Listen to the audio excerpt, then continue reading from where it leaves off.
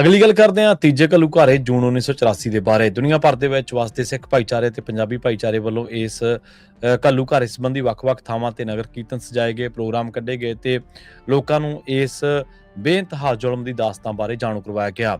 ਇਸੇ ਤਹਿਤ ਕੈਨੇਡਾ ਦੀ ਜਿਹੜੀ ਐਨਡੀਪੀ ਪਾਰਟੀ ਆ, ਨਿਊ ਡੈਮੋਕ੍ਰੈਟਿਕ ਪਾਰਟੀ, ਉਹਨੇ ਜੂਨ 1984 ਦੀਆਂ ਜਿਹੜੀਆਂ ਘਟਨਾਵਾਂ ਨੇ ਉਹਨਾਂ ਦੇ ਪੀੜਤਾਂ ਨੂੰ ਯਾਦ ਕਰਦਿਆਂ, ਉਹਨਾਂ ਦੇ ਸ਼ਹੀਦਾਂ ਨੂੰ ਯਾਦ ਕਰਦਿਆਂ ਇਨਸਾਫ, ਸੱਚਾਈ ਅਤੇ ਜਵਾਬਦੇਹੀ ਦੀ ਲੋੜ ਉੱਤੇ ਜ਼ੋਰ ਦਿੱਤਾ ਹੈ।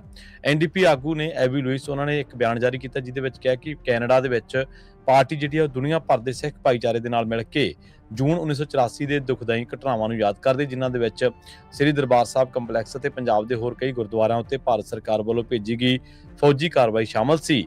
ਉਹਨਾਂ ਨੇ ਕਿਹਾ ਕਿ ਐਨਡੀਪੀ ਉਹਨਾਂ ਪਰਿਵਾਰਾਂ ਦੇ ਨਾਲ ਆ, ਉਹਨਾਂ ਸ਼ਹੀਦਾਂ ਦੇ ਨਾਲ ਆ ਜਿਨ੍ਹਾਂ ਨੇ ਇਹਨਾਂ ਕਾਰਵਾਈਆਂ ਦੇ ਦੌਰਾਨ ਆਪਣੇ ਜੀਅ ਗਵਾਏ।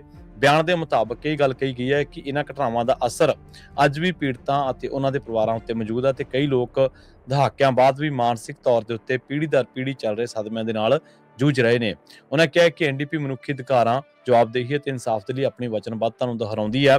ਬਿਆਨ ਦੇ ਅੰਤ ਵਿੱਚ ਕਿਹਾ ਕਿ 1984 ਨੂੰ ਕਦੇ ਵੀ ਭੁਲਾਇਆ ਨਹੀਂ ਜਾ ਸਕਦਾ। ਸੋ 1984 ਦੇ ਬਾਰੇ ਸਲੋਗਨ ਆਪਾਂ ਸੁਣਦੇ ਹਾਂ ਸਿੱਖਾਂ ਦੇ ਮੂੰਹੋਂ, ਪੰਜਾਬੀਆਂ ਦੇ ਮੂੰਹੋਂ ਕਿ 1984 ਦੇ ਬਾਰੇ ਨਾ ਭੁੱਲਣਯੋਗ, ਨਾ ਬਰਦਾਸ਼ਤਯੋਗ ਉਹ ਹਮੇਸ਼ਾ ਇਹਨੂੰ ਦੱਸਦੇ ਨੇ ਤੇ ਹਮੇਸ਼ਾ ਆਪਣੀਆਂ ਜਿਹੜੀਆਂ ਆਉਣ ਵਾਲੀਆਂ ਪੀੜ੍ਹੀਆਂ ਨੂੰ ਇਹਨਾਂ ਦੇ ਬਾਰੇ, ਇਸ ਸਾਕਿਆਂ ਦੇ ਬਾਰੇ, ਇਹਨਾਂ ਘੱਲੂਘਾਰਿਆਂ ਦੇ ਬਾਰੇ ਜਾਣਕਾਰੀਆਂ ਦਿੰਦੇ ਰਹਿੰਦੇ ਨੇ। ਦੁਨੀਆ ਭਰ ਦੇ ਵਿੱਚ 1984 ਨੂੰ ਸੰਬੰਧ ਦੇ ਵਿੱਚ, ਜਾਂ ਕਹਿ ਲਓ ਕਿ ਪੰਜਵੇਂ ਪਾਤਸ਼ਾਹ ਸ੍ਰੀ ਗੁਰੂ ਅਰਜਨ ਦੇਵ ਜੀ ਦੀ ਸ਼ਹਾਦਤ ਨੂੰ ਜਿਹੜੇ ਸਮਰਪਿਤ ਵੱਖ-ਵੱਖ ਥਾਵਾਂ ਦੇ ਉੱਤੇ ਪ੍ਰੋਗਰਾਮ ਸਜਾਏ ਗਏ ਸਨ।